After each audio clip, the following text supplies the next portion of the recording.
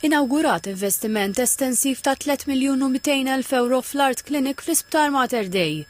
Din il-klinika tara ġenituri prospettivi li jkunu qed jgħaddu minn sfidi ta' fertilità.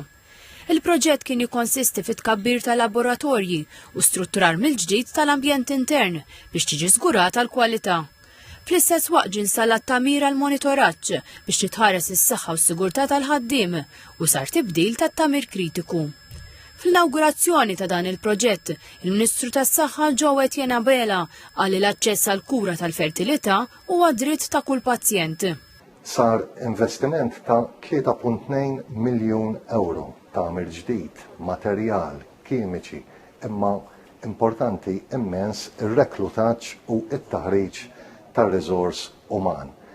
Aħna lesti li nkomplu ninvestu f'dan is-settur nista' nżid li f'dan l-aħħar sentejn tajna 2.8 miljun euro f'rifużjoni għal mediċini ta' l-IVF. Is-servizz f'din il-klinika huwa miftuħ għal kull koppja, individwi u familji differenti.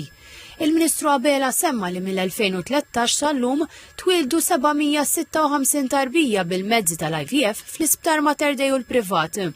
Għalli bħalissa hemm ukoll stennija twelid ta' 148 tarbija fosthom 10 tewmin. Fisser il-proġett bħala xhieda tal-ħidma kontinwa ffukata fuq il-ġid tan-nies u qal li dan kien possibbli grazzi għal tmexxija b'sens ta' solidarjetà. Il-Ministru tas-Saħħa temm jgħid li l-Gvern dejjem irrispetta d-dinjità u l-umanità ta' kull min għandu x-xewqa li jsir ġenitur u kif dan l-investiment f'din il-klinika hu simbolu ta' eċċellenza fis-settur pubbliku.